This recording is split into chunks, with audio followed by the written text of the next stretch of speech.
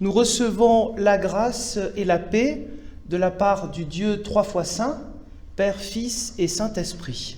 Et nous nous levons pour répondre à cette grâce, pour vivre dans la fidélité, en chantant avec toi, Seigneur, tous ensemble.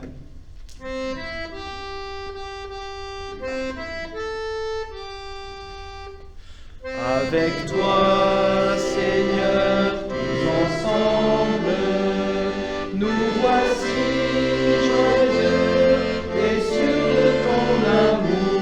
Tu nous as rassemblés dans la joie de ta présence, et c'est toi qui nous unis. Venus à ton appel, nous voulons entendre ta parole. Tu es vivant au milieu de nous. Avec toi, Seigneur, tous ensemble, nous voici joyeux et sûrs de ton amour. Tu nous as rassemblés dans la joie de ta présence, et c'est toi qui nous unis.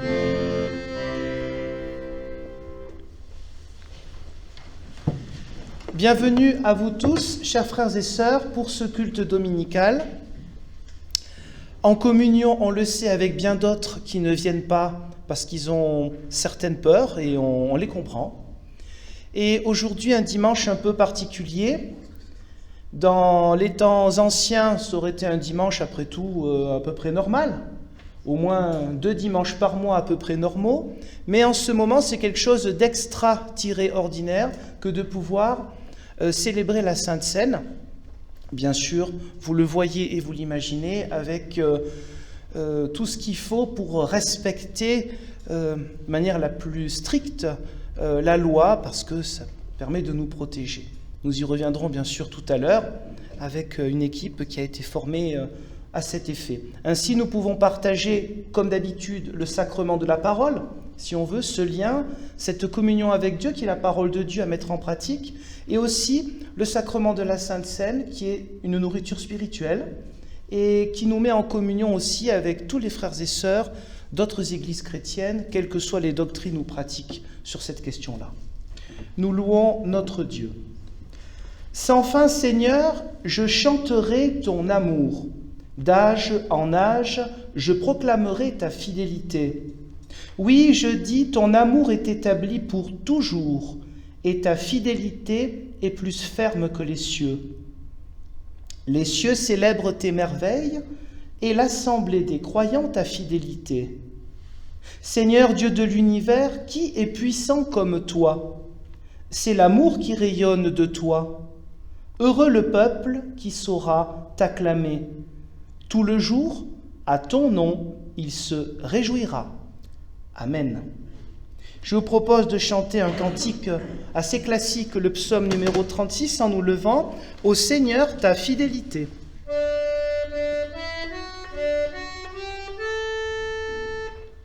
Ô Seigneur, ta fidélité remplit les cieux et ta bonté dépasse toute cime. Ta justice est pareille au monde, tes jugements sont plus profonds que le plus grand abîme. De la puissance du néant, tu veux sauver tous les vivants, toute chair, toute race. Les hommes se rassembleront autour de toi, ils trouveront leur paix devant ta face. Que précieux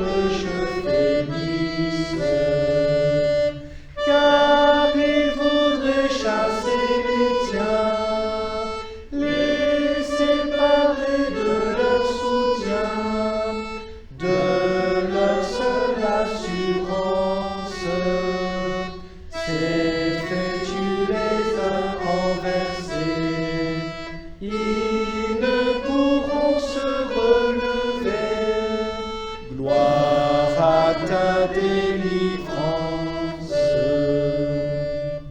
La parole que je vous propose, le petit verset pour la volonté de Dieu est le suivant, c'est Matthieu au chapitre 6, le verset 24. « Nul ne peut servir deux maîtres, car il haïra l'un et aimera l'autre, ou il s'attachera à l'un et méprisera l'autre. Vous ne pouvez servir Dieu et Mammon. » Ce verset nous rappelle les conflits de loyauté, d'engagement qui peuvent exister dans la vie de tout être humain déjà, mais aussi dans la vie du croyant, pour faire le bon discernement, se poser chaque fois la question: quelle est la personne, l'idéal que je sers véritablement? Est-ce que je ne suis pas esclave de quelque chose ou de quelqu'un? Cette parole est valable pour chacun d'entre nous. Cette parole n'était pas simplement liée à l'argent, car le symbole de Mammon, ce n'était pas l'argent en tant que tel, mais ce qu'il symbolise comme pouvoir ou comme illusion de pouvoir, c'est-à-dire l'idée de posséder à la fois des biens, mais aussi des personnes. Et cette idée-là, elle ne disparaît pas comme ça. Et donc, nous sommes toujours invités à savoir, à nous poser la question, quel maître nous servons. Dans cette idée, nous pouvons chanter le spontané suivant.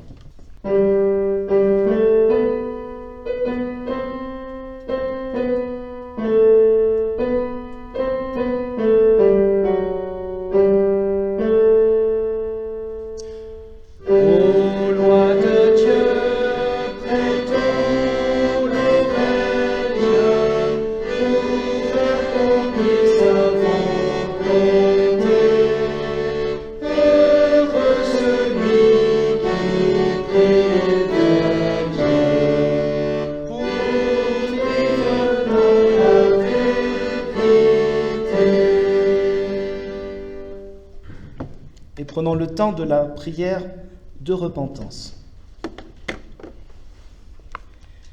Seigneur notre Dieu, permets-nous toujours de faire introspection, de prendre le temps de la pause intérieure.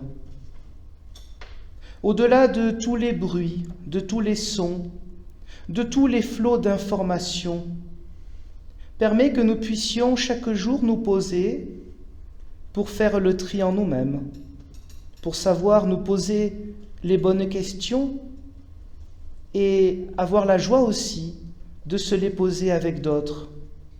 La remise en cause, sans exagérer le poids de culpabilité, permet que nous puissions aussi maintenant nous remettre en cause, savoir où nous en sommes dans notre foi, dans nos engagements, dans le pourquoi de nos engagements et dans ce qui, parfois, peut être une forme de trahison, de cette foi, de cette volonté de servir un seul maître, toi, Seigneur.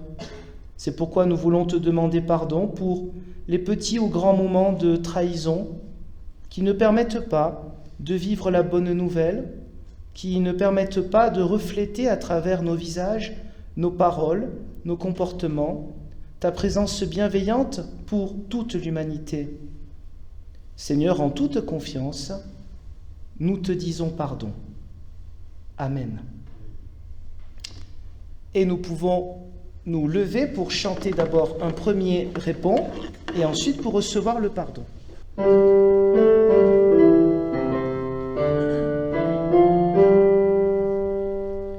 Viens, je te prie, change mon cœur, guide la vie, loin de l'erreur, mon seul désir est de choisir la bonne part sous ton regard, que mon offense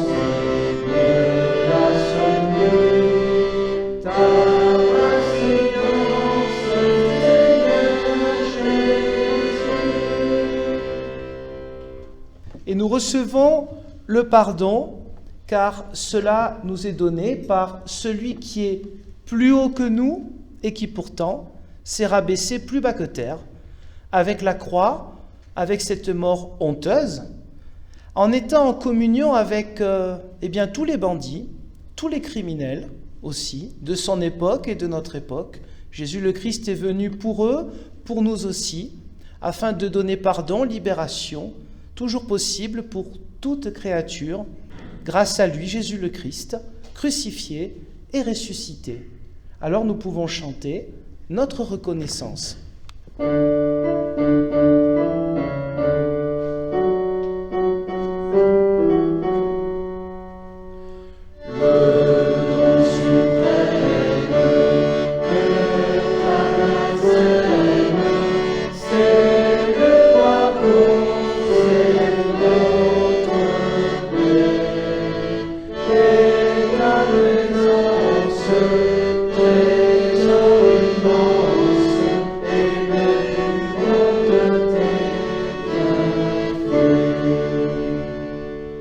Prenons un court instant de prière avant d'écouter les Écritures.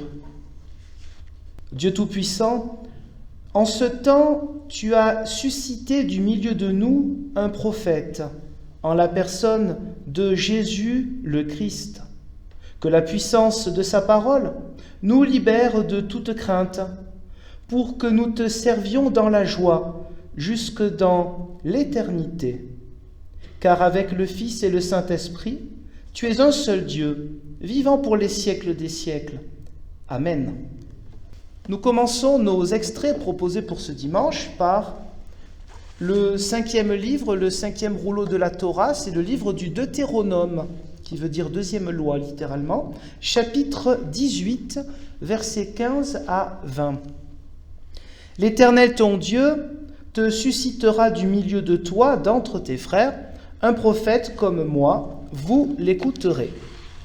C'est là tout ce que tu as demandé à l'Éternel, ton Dieu, à Horeb, le jour du rassemblement, quand tu disais que je ne continue pas à entendre la voix de l'Éternel, mon Dieu, que je ne vois plus ce grand feu afin de ne pas mourir. L'Éternel me dit, ce qu'ils ont dit est bien. Je leur susciterai du milieu de leurs frères un prophète comme toi. Je mettrai mes paroles dans sa bouche, et il leur dira tout ce que je lui commanderai. Et si quelqu'un n'écoute pas mes paroles, qu'il dira en mon nom, c'est moi qui lui en demanderai compte. Mais le prophète qui aura l'audace de dire en mon nom une parole que je ne lui aurai pas commandé de dire, ou qui parlera au nom d'autres dieux, ce prophète-là sera mis à mort. Nous passons à la Nouvelle Alliance.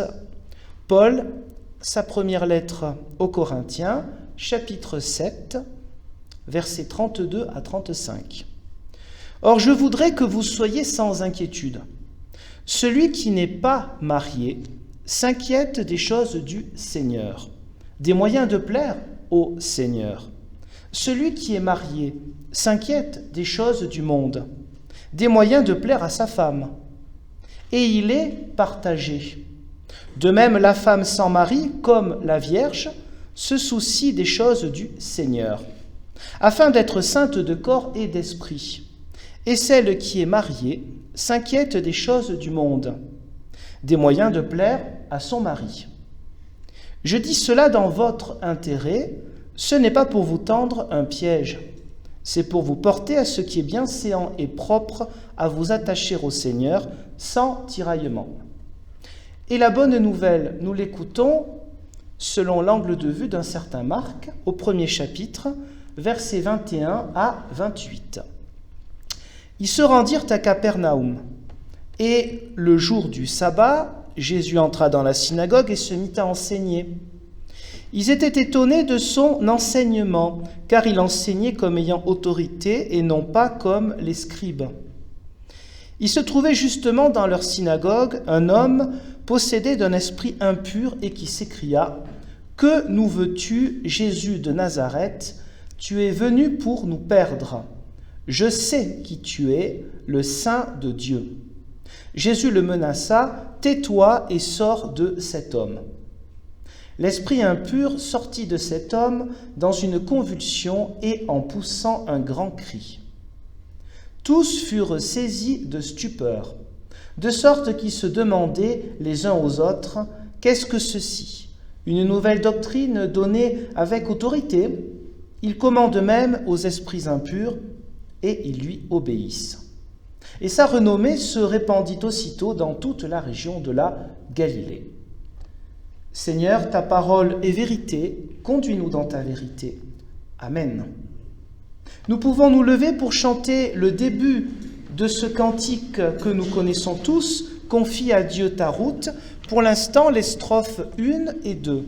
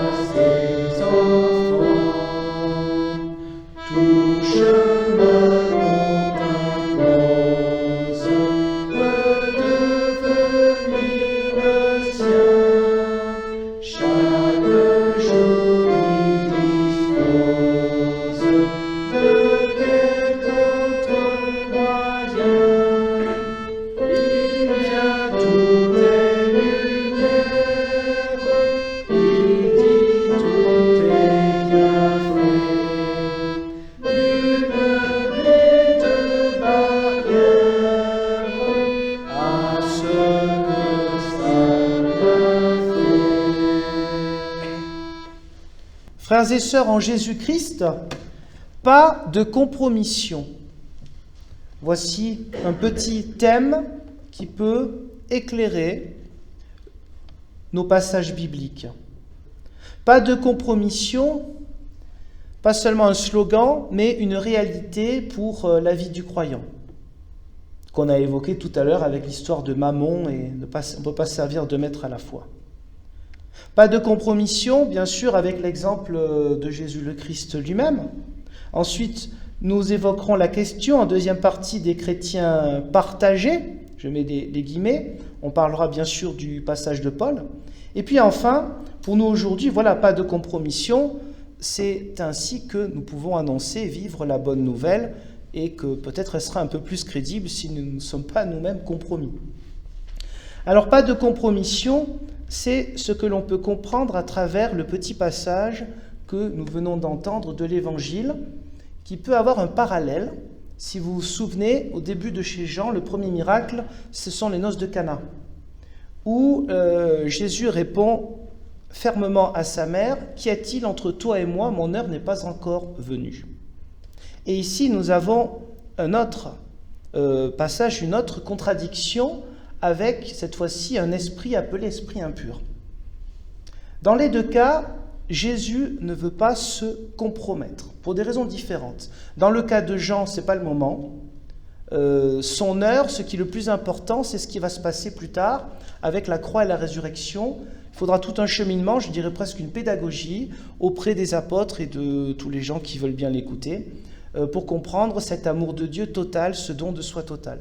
Ici, nous avons une contradiction au niveau du temps, là encore, c'est pas le bon moment, c'est pas le bon moment d'annoncer qui est Jésus lui-même. Ça, c'est typique de Marc, vous savez, chacun a sa propre plume, à sa manière, a un témoignage centré sur telle ou telle thématique. Chez Marc, Jésus parle souvent ainsi, c'est pas le moment, alors tais-toi, chaque chose en son temps, il y a un temps pour tout, vous vous souvenez du livre de l'Ecclésiaste, il y a un temps pour toute chose sous le soleil. Et Jésus est en train d'avoir ce temps qui est compté et ce n'est pas le moment que tout soit dévoilé parce que vous savez qu'on n'est pas toujours en capacité aussi de comprendre les choses. Alors ici, cet esprit impur, il sait la vérité. Puisqu'il dit, voilà, moi, je sais qui tu es. Il ment pas, hein, pour un esprit impur. Je sais qui tu es le Saint de Dieu, qui est une expression très particulière qui ne se réfère qu'à Dieu lui-même dans l'Ancien Testament. Donc c'est quelque chose qui est presque blasphématoire, c'est quelque chose qui se passe dans une synagogue, et nous avons toute cette question de pureté et d'impureté, parce que nous sommes là dans une ville très particulière, Capernaum, Capharnaüm, selon les traductions c'est pareil, c'est une ville qui est connue pour son mélange ethnique, son mélange religieux, et donc évidemment pour le vrai juif, attention à ne pas trop se mélanger avec des gens qui adorent des faux dieux, etc. Les us et coutumes, les mœurs sont très différentes. Et là, nous sommes dans la synagogue, donc on pourrait presque parler, je mets bien sûr des guillemets, de lieux saints ou du moins de lieux protégés par rapport à l'extérieur qui est cette ville de Capernaum. Et Jésus commence son ministère au milieu de tout le monde. Vous voyez la symbolique magnifique. Ça ne veut pas dire être compromis, ça veut dire que Jésus vient pour toute l'humanité. Mais bien sûr, il faut aller à la synagogue parce que c'est là où se trouve la Torah et les autres rouleaux. Cet ensemble, nous l'appelons bien sûr maintenant l'Ancien Testament ou le Premier Testament, l'Ancienne Alliance. Pas de compromission, c'est-à-dire ce qui se passe. À première vue, on parlerait d'exorcisme. Il y a aussi tout un aspect symbolique là-dedans, c'est que Jésus refuse toute compromission avec le mal. Symboliquement, nous trouvons quelque chose comme ça. Il y en a beaucoup des interprétations. C'est normal, ce sont les Saintes Écritures. Mais l'une des interprétations qu'on peut trouver, c'est le refus de toute compromission. C'est-à-dire que Jésus ne fera jamais alliance avec les puissances mauvaises. Il ne fera jamais alliance avec ceux qui veulent, le faire dévier de sa mission qui est pour tout le monde. Il refusera toujours cela. Il refuse cela dans le passage de la tentation au désert. Tu peux avoir tout ce que tu veux, profite de tes pouvoirs. Non, ce n'est pas du tout le but de cette mission-là. Donc tout ce qui peut faire dévier de sa mission, ce qui peut être la tentation du pouvoir, et de tout ce qui va avec, Jésus va le refuser. Et pas qu'à une seule reprise, à plusieurs reprises. Il va même le refuser sans doute de ses propres apôtres. Pas tous, mais je dirais un bon 25%, un bon quart des apôtres, sans doute, c'est quasiment sûr, ont dû lui dire « Arrête avec ces histoires de guérison pour les autres, nous on est juifs, on est les meilleurs, arrête de penser aux Romains et à tout ça, sois le nouveau David que nous attendons. Nous on est venus pour ça, pas pour autre chose. » C'est clair, un bon quart est venu pour ça.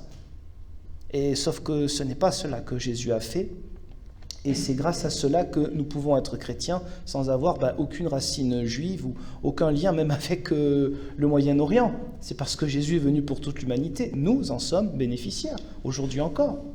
C'est un message universel qui ne regarde pas les origines et qui ne regarde pas aussi le comportement ancien. Donc oui, pas de compromission. Être au milieu du monde, être avec les autres, venir pour les autres, ne signifie pas que Jésus veut être compromis par le mal.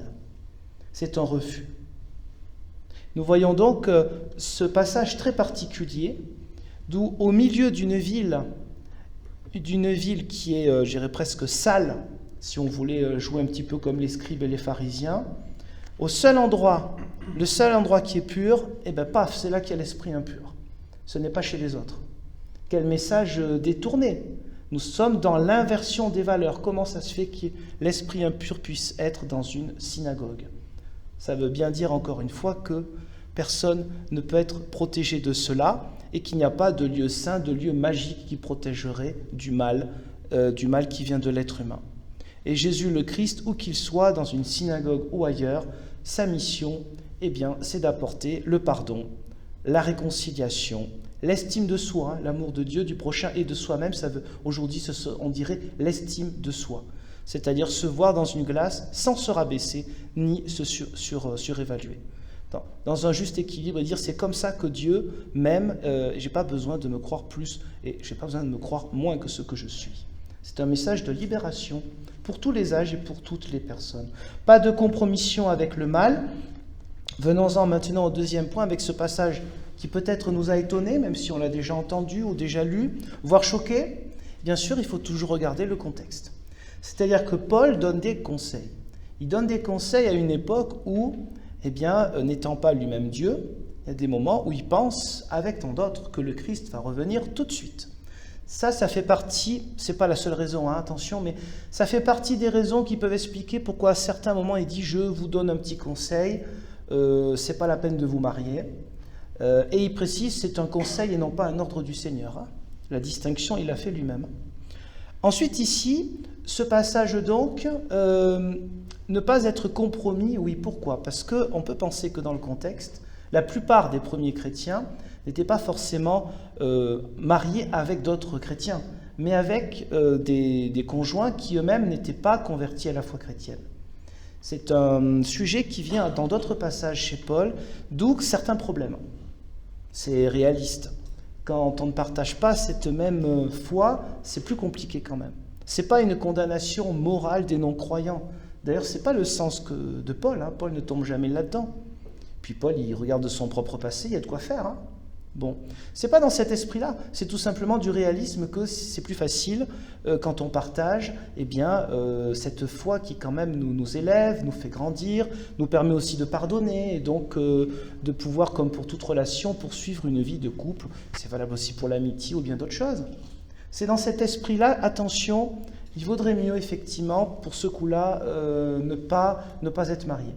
Si le mariage mène à une compromission. Ce n'est pas le mariage en tant que tel. Le vrai fond du problème, c'est la compromission. C'est-à-dire, on ne mélange pas la foi et la foi dans d'autres idéaux ou dans d'autres dieux, bien évidemment, c'est-à-dire des idoles. C'est dans cet esprit-là que forcément, il y aura des drames, il y aura de grandes souffrances, parce que le partage de l'essentiel n'existera pas. Encore une fois, entendons-nous bien, ne regardons pas avec 2000 ans d'histoire de christianisme qui sont arrivés après, avec des choses pas toujours très belles. Comprenons cela non pas comme une condamnation morale des autres personnes, j'insiste là-dessus, mais dans le fait que c'est l'ensemble des deux qui peut poser problème. C'est vraiment dans ce côté, je dirais, presque froid, presque réaliste, pragmatique, et non pas une condamnation morale de l'autre partie. J'insiste là-dessus. Parce que Paul n'est pas dans cet esprit-là. Paul s'adresse à des chrétiens. Quand il fait des condamnations, ce sont des condamnations, pas des paroles fortes, pour des gens qui se disent chrétiens, pas les non-chrétiens. Et d'ailleurs, c'est logique. Qu'est-ce qui va s'adresser à des non-chrétiens ? Comme pour nous, c'est pareil. Quand on parle, moi en tant que pasteur, il y a des gens, je ne vais pas leur dire des choses s'ils ne se disent pas protestants ou chrétiens. Si on me pose des questions, j'y réponds si je peux y répondre. Mais il est évident que jamais on ne peut se permettre une parole pour des gens qui ne se disent pas chrétiens. Vous n'allez pas leur dire pourquoi tu fais ça. C'est un non-sens. Paul ne tombe pas là-dedans. Donc quand on parle de ces histoires de mariage, notre esprit peut être embrumé, voire pollué par 2000 ans d'histoire de christianisme et de certaines manières et de certaines doctrines que nous ne partageons pas, notamment dans une autre église, qui pour certaines personnes demandent des gens qui ne se marient pas. Pour nous, nous sommes en désaccord avec ces théories-là et ces théologies-là. Ces désaccords subsistent, ça ne change en rien qu'on est frères et sœurs, évidemment, mais donc nous n'interprétons pas ce genre de passage comme un appel au célibat qui serait meilleur que le mariage. C'est faux. Le célibat n'est pas meilleur que le mariage. Le Christ a ouvert une porte en dédiabolisant le célibat, parce que le célibat est diabolisé dans le judaïsme d'alors et d'aujourd'hui. Être célibataire est impensable dans un judaïsme strict. Pas que le judaïsme, mais là, bien sûr, je parle de sa religion. Et donc, il a ouvert une voie de libération. Non, c'est pas grave. On n'est pas des animaux. Certes, il faut reproduire, mais enfin, on n'est pas des bêtes. Il ne faut pas voir le mariage comme ça, en plus. Donc non, il a ouvert une porte de libération à des gens qui étaient célibataires. Ça, c'est vrai. Mais de là à tomber dans un autre extrême, eh bien, ce n'est pas biblique. C'est quelque chose qui ne correspond pas à la pensée de Paul, qui était soit célibataire, soit peut-être veuf. Des théories là-dessus avancent aujourd'hui dans la théologie. Donc pas de compromission, c'est l'esprit sans doute de ce passage de Paul, plutôt que de voir une histoire de marié, pas marié, et s'arrêter à la surface du texte. S'il y a un conflit de loyauté, c'est valable pour tout lien, pour l'amitié, pour bien des choses, il faut savoir qui nous choisissons. C'est difficile. Ça peut faire que certaines personnes vont partir, mais effectivement, il faut savoir quelles sont nos valeurs premières. Et ça commence dès la jeunesse, quand on a des amis, des fréquentations. Eh bien, je ne suis pas en train de dire qu'il ne faut avoir des amis que des chrétiens, mais il y a des moments où, selon certains comportements qui peuvent se vivre, quand on est jeune et pas seulement jeune, il y a des choses que non, en tant que chrétien, on ne fait pas. Ce n'est pas pour condamner l'autre, mais c'est pour dire, moi, je vais éviter certains abus, certains excès, ou un certain regard sur les femmes ou sur les hommes. Ce n'est pas le regard de Dieu, donc je vais éviter de tomber dans ce regard-là. Voilà. Et encore une fois, c'est très ténu parce qu'il y a la tentation de l'orgueil. Et là, je vais en venir bien sûr au troisième point. Pas de compromission, c'est pour notre témoignage chrétien. Quand je parle de pas de compromission, il y a des passages qu'on pourrait prendre de l'Ancien Testament, et même presque un peu qu'on a chanté tout à l'heure avec le psaume 36, des passages où on aurait dit, bon, on ne se mélange pas, hein, parce que nous, quand même, on est dans le camp du bien. On ne va pas se mélanger avec les autres. On en bave, on trime pour vivre notre foi, c'est pas facile tous les jours, on peut parfois être mal vu, bon. C'est pas pour se mélanger avec ces autres-là qui sont des pauvres pécheurs ou je ne sais quoi. Bon, ça c'est la tentation du croyant, hein. Pas que la tentation des scribes et des pharisiens, hein. C'est pour chacun d'entre nous. Il peut arriver à avoir des moments où on dit non, puis on se retrouve entre gens bien. Non, mais il n'y a pas de gens bien, ça n'existe pas. Au regard de Dieu, il n'y a que des êtres humains qui certes ont ce côté pécheur, mais aussi ont cette grâce qu'on peut accepter ou refuser. Cette grâce est à nous à la porter. La question de la compromission, donc, n'est pas de se dire je ne me mélange pas avec les autres. Mais déjà, ça commence à l'intérieur. Est-ce que j'accepte quelques compromissions pour gagner du temps, pour gagner une réputation, etc. Évidemment, c'est très, très difficile parce que les conséquences peuvent être effectivement des gens qui s'en vont, qui ne nous regardent plus, qui se fâchent, etc. Très compliqué. Mais en même temps, on sait aussi que dans la prière, on peut recevoir les forces de l'Éternel. On sait que l'Église, elle est là aussi. Hein. L'Église, c'est un soutien. Hein. L'Église, pour me rabâcher, c'est pas l'assemblée des purs, c'est l'assemblée de ceux qui ont conscience d'être pécheurs. Mais pas que pécheurs non plus. Mais c'est l'assemblée de ceux qui ont conscience, si vous préférez, d'être imparfaits. On sait qu'on est imparfait. On ne va pas s'auto-flageller, mais on sait que par contre, on peut avancer avec la grâce de Dieu et le soutien mutuel. Donc la compromission, ça commence bien sûr d'abord en soi. C'est accepter de laisser un peu rentrer l'ennemi. Ne voyez pas là-dedans des doctrines diaboliques avec des images médiévales qui ne sont pas bibliques. D'accepter de faire rentrer l'ennemi, c'est-à-dire ce qui nous compromet, ce qui nous corrompt, la corruption. Et vous savez bien que la corruption, ce n'est pas que des histoires d'argent, c'est des histoires de pouvoir et de tout ça. Mais pas la peine de regarder ceux qui sont dans les hautes sphères. Hein. Ça commence dans tout lien entre les êtres humains, dans tout lieu où peut-être on peut gagner une place en acceptant certaines choses qui ne sont pas éthiques, qui ne correspondent pas à la loi, des choses comme ça. Puis on se dit, oh, c'est pas grand-chose, je peux bien accepter un petit peu. Le problème, c'est qu'après, on peut se dire, bon, j'ai bien accepté ça, je peux accepter plus maintenant. Alors attention, rappel, il n'y a pas de fatalité. Hein. La foi chrétienne dit, il n'y a aucune fatalité. Il n'y a pas de karma, hein. Il n'y a pas de truc où tu vas payer la facture, même si à un moment tu t'es retourné vers Dieu. Non, non, non, on ne paye aucune facture. En fait, la facture, on la paye déjà en faisant le mal. Ce n'est pas Dieu qui nous punit, hein. Cette idée-là est païenne, elle est païenne. Donc, quand je dis pas de compromission, c'est faire toujours la distinction. Déjà, en nous-mêmes, dire, est-ce que je ne suis pas parfois compromis avec certaines idées qui ne sont pas, en conformité avec le message de Jésus le Christ. Et ça commence déjà par nos pensées. Ça ne se voit pas, les pensées, mais un jour, ça peut se manifester par des choses qu'on accepte et qu'on ne devrait pas. La compromission, c'est faire qu'il y ait un autre Dieu dans notre vie. C'est servir un autre Dieu. Alors ce Dieu, ça peut être notre réputation, ça peut être plein de choses. Ça peut être la famille, ça peut être... Non, même si la famille, c'est important. Tout ce qui n'est pas Dieu et que l'on servirait plus que Dieu, ça ne colle pas. En fait, le service de la famille, des amis, de tout ce que vous voulez, doit être la conséquence du service de Dieu. Parce que on se dit, oui, mais l'amour de Dieu, du prochain et l'estime de soi, c'est bien lié. Oui, mais c'est parce qu'on sert Dieu qu'on sert les autres. Il y a toujours ce lien-là. Pas de compromission, évidemment, je conclurai assez vite, rassurez-vous. Pas de compromission, c'est-à-dire, bien sûr, la question de la crédibilité. On sait très bien qu'on est crédible, et là je parle aussi au regard des non-chrétiens, ou du moins des gens qui se disent qui se disent non-croyants. Parce que je ne sais pas pour vous, moi j'en connais, j'ai l'un de mes meilleurs amis qui se dit non-croyant, et un non-croyant comme ça, ben franchement, voilà, il n'y a pas plus chrétien, quoi. Hein. Bon.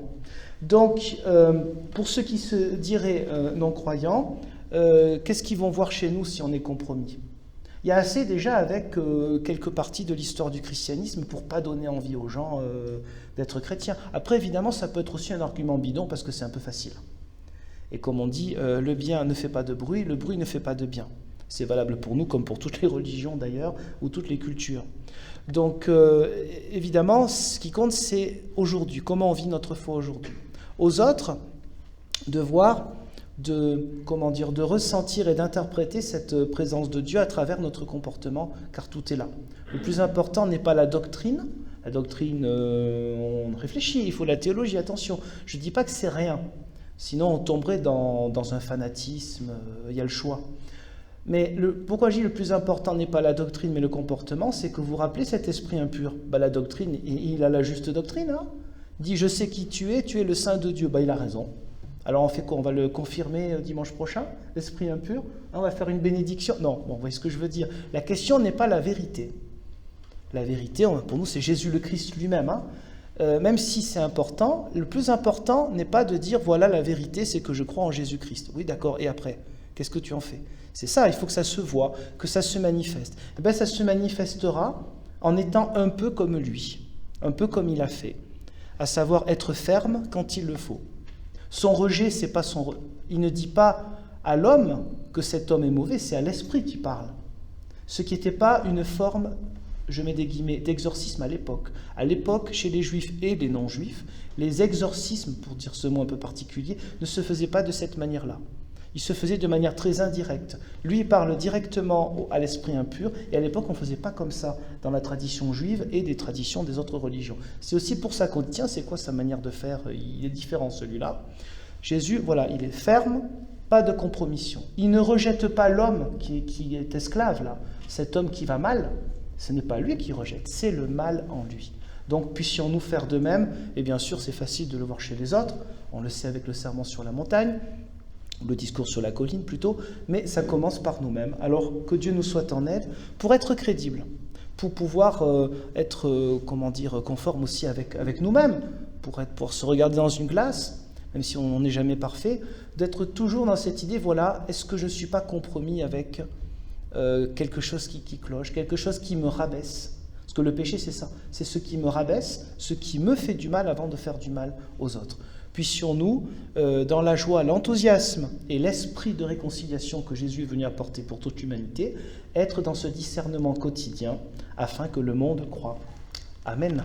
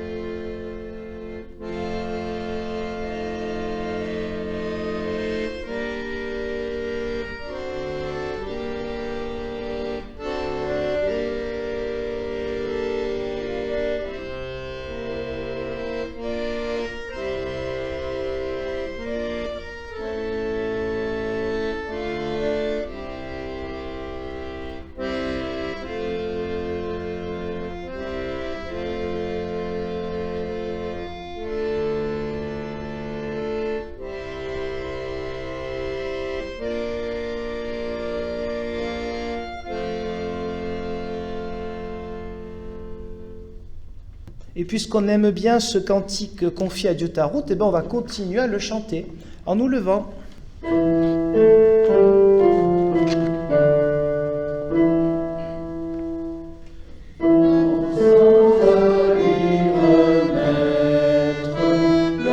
point de ton souci, il règne, il est le maître, maintenant et ici, captifs pendant tes veilles, de vains soins superflus. Bientôt tu t'émerveilles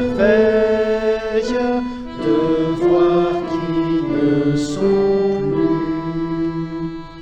Béni, ô Dieu, nos routes, nous les suivrons heureux, car toi qui nous écoutes, tu les sais, tu les veux. Chemin riant aux ombres, j'y marche par la foi. Même au travers des ombres, ils conduisent à toi. J'invite maintenant mes trois compères à s'approcher de la table de communion pour préparer les petits gobelets qui sont ici. On peut rester debout. Alors, je vais dire quelques petits mots. On va prendre la liturgie de Sainte Seine, j'ai envie de dire liturgie traditionnelle. La question de la Sainte Seine, sans être trop long, a été un sujet abordé au moins depuis le mois de mai dernier. C'est un sujet délicat, car d'un côté, il y a le fait qu'on a des craintes, bien sûr, par rapport à ce fameux virus. De l'autre côté, on se dit, oui, mais ça va durer jusqu'à quand, ce virus? Donc, vous imaginez la balance compliquée. Discernement de qui? Discernement du conseil presbytéral, bien sûr, qui a écouté les avis des uns des autres, les réflexions des uns des autres. Il est évident, vous le savez bien, que la Sainte Seine n'a jamais été une obligation. La Sainte Seine est un choix libre, un choix personnel. Et participer à la Sainte Seine, désolé pour les répétitions, mais je répète ce qui me semble être très important, ça ne regarde que Dieu et moi. Si je participe à la Seine ou pas, c'est mon choix. Ça regarde que Dieu et moi, c'est une liberté. Et quand on ne communie pas, dans la prière, on est quand même en communion. Ce n'est pas un souci. Donc, pour l'aspect technique, vous le comprenez, nous allons passer tout à l'heure dans les bancs. Ceux qui souhaiteront communier resteront debout ou feront un geste. Ceux qui ne le souhaiteront pas resteront assis. C'est la liberté, bien sûr, de chacun. Commençons cette liturgie et nous allons avoir aussi un spontané. Il est vraiment digne et juste, c'est notre joie et notre salut, de te rendre grâce en tout temps et en tout lieu. Ô Dieu, Père éternel et saint, par Jésus-Christ notre Seigneur, pour la gloire de ta création et pour ton amour rédempteur.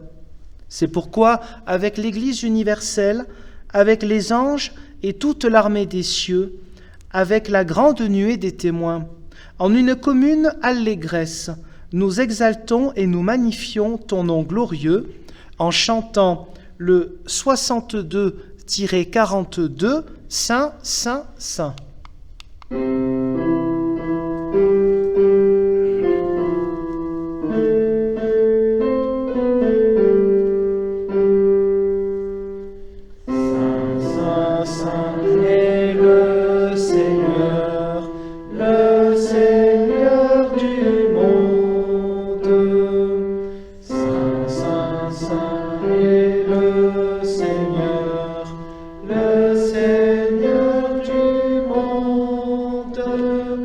La terre est remplie de sa gloire, la terre est remplie de sa gloire, la terre est remplie de sa gloire, Saint est le Seigneur. Et on n'était plus habitués. Voilà, ce qui est important, vous le savez, c'est les paroles d'institution. Ça nous rappelle que ce n'est pas un rite qu'on fait. C'est parce qu'on est disciple de Jésus le Christ qu'on rappelle ces paroles dites d'institution, ces paroles qui ont un sens tellement fort pour nous et les autres. Le Seigneur Jésus, la nuit où il fut livré, prit du pain, et après avoir rendu grâce, Il le rompit et dit, « Prenez, mangez, ceci est mon corps donné pour vous. Faites ceci en mémoire de moi. » De même, après avoir mangé, il prit la coupe et dit, « Cette coupe est la nouvelle alliance en mon sang. Faites ceci en mémoire de moi toutes les fois que vous en boirez. Ainsi, toutes les fois que vous mangez de ce pain et que vous buvez de cette coupe, vous annoncez la mort du Seigneur jusqu'à ce qu'il vienne. » Prenons le temps de la prière. Père saint et juste, nous voulons par ce partage nous souvenir de ce sacrifice unique et parfait, offert pour nous et par amour pour nous, par notre Seigneur Jésus-Christ. Et nous voulons nous offrir nous-mêmes à toi en sacrifice vivant et saint. Toi qui connais les cœurs, purifie-nous et renouvelle en nous la certitude de ton pardon et de ta grâce, afin que nous puissions t'accueillir d'un cœur libéré. Envoie sur nous ton Saint-Esprit, afin qu'en recevant ce partage du pain et de ce fruit de la vie et du travail des hommes, nous sachions communier de tout notre cœur à la personne du Christ, à sa vie, à la bonne nouvelle de son enseignement, à ses refus de toute forme de compromission, à sa mort, à sa résurrection qui est la vie éternelle que tu nous offres par grâce. Amen. Ainsi, c'est le moment où nous allons passer maintenant dans les bancs. Alors, je crois que vous allez faire par trois cette communion. On reçoit de l'autre la présence de Dieu. Alors, ce petit moment de partage, c'est un moment de communion, certes différent, mais le plus important, le sens est le même. C'est un moment de partage qui nous rappelle que Jésus le Christ a donné sa vie pour toute l'humanité. Nous en faisons partie, nous en sommes conscients, d'autres non. À nous, sans compromission, avec fermeté avec nous-mêmes, pas forcément fermeté avec les autres, fermeté avec nous-mêmes, d'annoncer la bonne nouvelle, de la vivre autour de nous. Cette nourriture spirituelle peut nous y aider. Alors, ensemble, nous pouvons prendre ce petit morceau de pain. Et de même, ce fruit de la vigne et du travail des hommes est communion au sang du Seigneur Jésus-Christ, livré pour nous, donné pour nous, celui qui a reçu toute injustice et violence, afin que nous puissions éviter de commettre toute injustice et toute violence. Ensemble, nous pouvons communier au sang du Christ. Voilà, notre équipe vient pour récupérer maintenant les gobelets. Voilà, pendant que l'équipe revient, c'est le moment d'un petit moment de prière. C'est la prière, vous savez, d'action de grâce. Nous te rendons grâce, Seigneur notre Dieu. Même au milieu de ce temps instable, de ce temps de crainte, nous nous sentons accueillis et en communion. Tu nous as fait recevoir les signes de ta présence, de ton amour et de notre salut éternel. Accorde-nous de vivre cette nourriture, afin que nous puissions te célébrer toujours avec joie et témoigner du Christ, de son amour envers tous. Par Jésus le Christ, ton Fils, notre Seigneur, qui vit et règne avec toi, dans l'unité de l'Esprit. Amen. Voilà donc le temps des annonces. Je vais remettre les micros à leur place. Appuyez tout seul. Donc voilà, pour ce moment d'annonce, c'était une première. Donc merci à cette équipe. On a préparé, on a essayé de trouver un système. On n'a pas inventé, vous imaginez bien. On a repris de ce qui se fait, alors pas seulement dans des églises évangéliques, mais aussi dans des grandes églises, par exemple, des églises protestantes à Genève ou ailleurs dans le monde, réformées, où ça existe aussi. Voilà.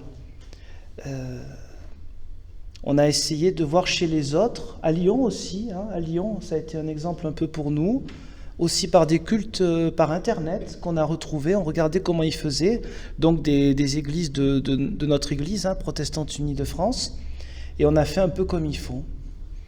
Voilà. Bien sûr, on fera un premier bilan, alors vous n'hésiterez pas à nous dire ce qui vous va, ce qui vous gêne, etc. N'oubliez jamais que le concept presbytéral, c'est pas C'est pas un clan, hein, c'est pas parce que c'est lui qui décide, au contraire, il faut nous dire vos questions, vos appréhensions. Hein. Comme ça nous permet d'avoir un discernement plus éclairé encore. On a pensé pour l'instant faire une fois par mois la Sainte Seine. Les autres paroisses du consistoire, on a eu le conseil de consistoire hier matin, où à cette occasion-là, Esther Villante-Marais est devenue présidente du conseil de consistoire. Alors, je préfère coprésidente avec Babette, avec Elisabeth de Bar, la paroisse de Tence. Trésorier toujours Maurice Dolmazon. Secrétariat Tina Tessot. Secrétariat adjoint Christiane Roux. Et puis, il n'y a personne de Saint-Agrève, alors du coup, on verra en CP, sinon je pourrais être invité peut-être aux réunions du bureau, auxquelles je répondrai bien sûr présent, vous imaginez bien. Donc, les autres paroisses du consistoire n'ont pas repris encore la Sainte Seine. Ils espèrent reprendre pour le mois, pour Pâques, qui est le 4 avril. Alors, pour vous expliquer brièvement, les problématiques des paroisses sont différentes. Il y a des paroisses où le conseil presbytéral est plus divisé sur la question, et donc la prudence s'impose. On ne va pas prendre des décisions comme ça rapidement. Il y a plein de choses qui font qu'on n'a pas forcément les mêmes prises de décision pour la vie cultuelle, et c'est notre système presbytérien synodal qui fait que chaque CP est libre de prendre une décision qui sera différente, à condition que ça ne contrevienne pas aux décisions du synode national, bien entendu, qui sera différente des autres conseils presbytéraux. Voilà. C'est une diversité qu'on trouve sur le plateau.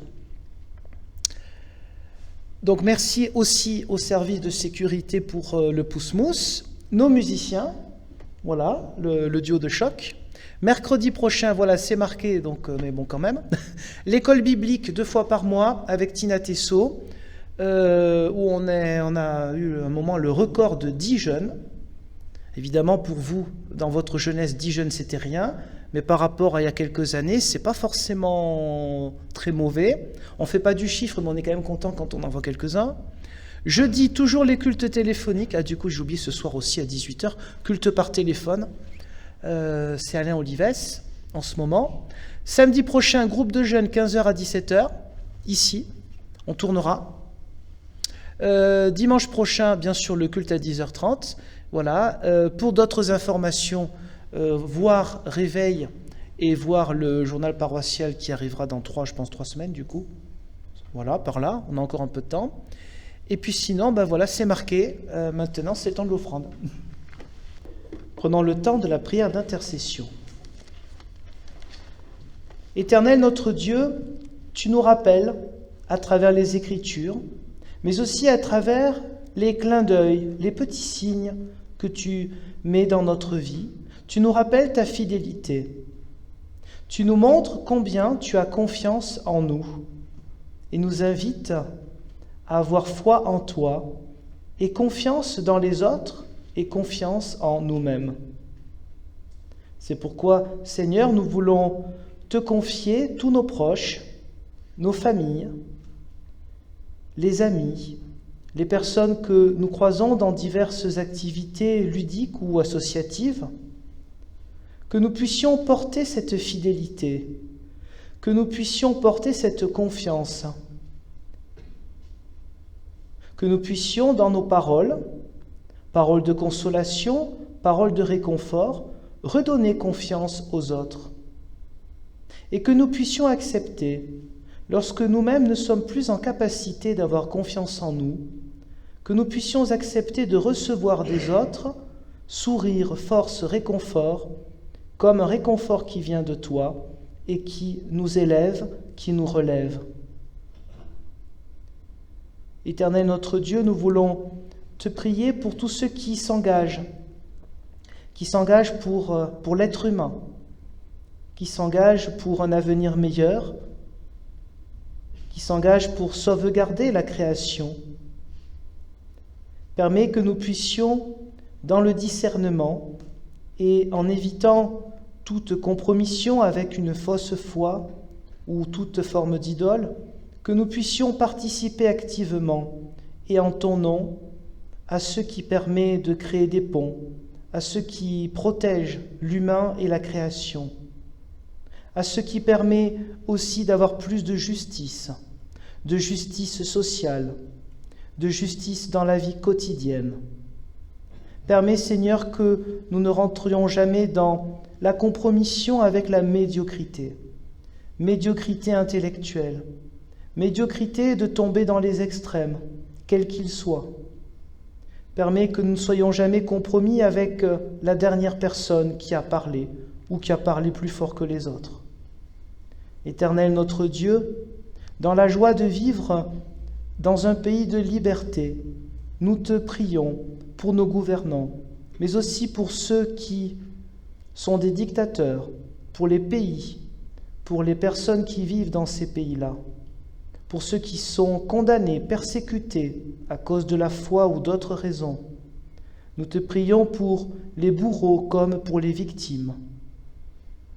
Éternel notre Dieu, permets que nous puissions être toujours des reflets de ta lumière et de ta bienveillance.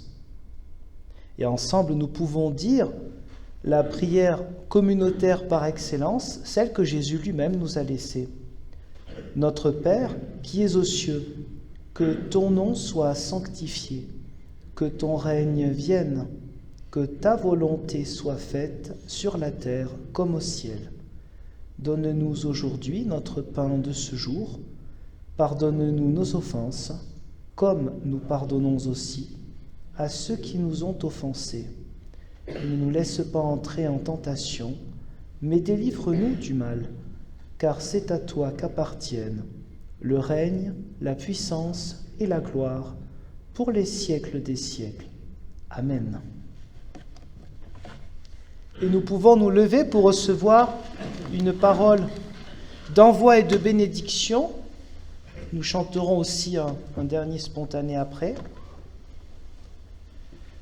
Alors, nous voici envoyés avec cette parole qui nous porte et ce partage de la Sainte Seine qui nous rappelle les nourritures fondamentales, ce qui est bon pour la vie du corps et la vie de l'âme.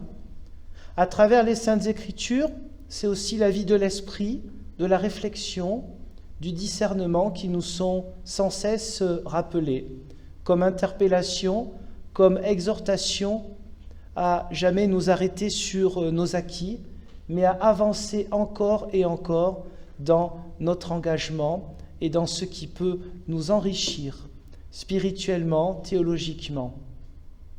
Ainsi, nous sommes envoyés avec l'assurance, la certitude que Jésus le Christ est à nos côtés, que c'est lui qui nous guide, qui nous montre le chemin, quels que soient les lieux, que ce soit des lieux particuliers, comme lui quand il est rentré dans une synagogue, ou que ce soit à l'extérieur de cette synagogue, au milieu de gens très différents, peut-être parfois des gens même hostiles. Voici que rien n'empêche la parole de Dieu et la réconciliation proposée à se propager en nous et par nous, ainsi que nous puissions être porteurs de cette lumière et de cette bienveillance. Cela est possible en Dieu qui est Père, Fils et Saint-Esprit, qui vous bénit, qui vous garde et vous soutient. Amen. Chantons donc le dernier spontané, Tu nous appelles à t'aimer. Amen.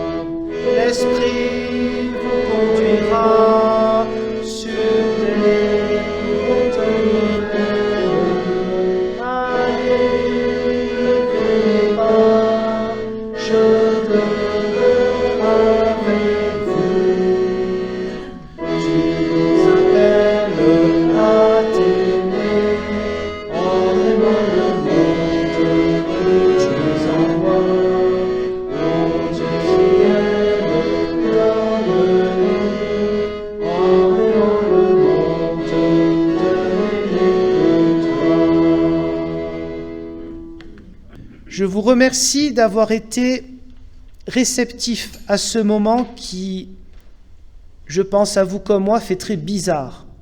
C'était bizarre, mais voilà, je pense qu'on a trouvé quelque chose qui permet de vivre aussi notre foi, car cela est important, même si on n'est pas, ritualiste, il est important d'avoir ces moments aussi de Sainte Seine.